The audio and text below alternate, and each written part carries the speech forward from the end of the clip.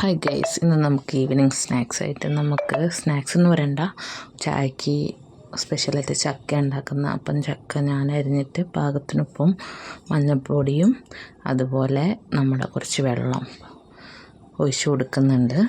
അപ്പം ഒരു 5 വിസിൽ, അതായത് ചക്കയ്ക്ക് നല്ല വേവുണ്ട്. അപ്പം 5 വിസിൽ അതിന് ശേഷം നമുക്ക് എടുക്കാം.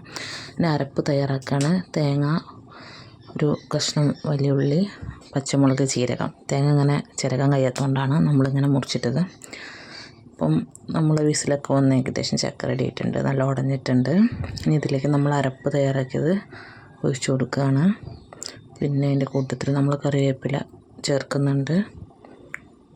എന്നിട്ട് നന്നായിട്ട് ഒന്ന് ഇളക്കിയിട്ട് ചൂടാക്കിയെടുക്കുക. സത്യം പറയാലോ, എനിക്ക് തോന്നുന്നു ഇവിടെ ഒന്നും ചക്കയില്ല. ഇതിപ്പോൾ ലാസ്റ്റ് ചക്കയാണെന്ന് തോന്നണം. അപ്പോൾ ഇതിനെ നമുക്ക് അപ്പുറത്ത് വീട്ടിൽ നിന്ന് കിട്ടിയതാട്ടോ. അപ്പോൾ ഈ വീഡിയോ ഇഷ്ടമായാലും എല്ലാവരും ലൈക്ക് ചെയ്യണം.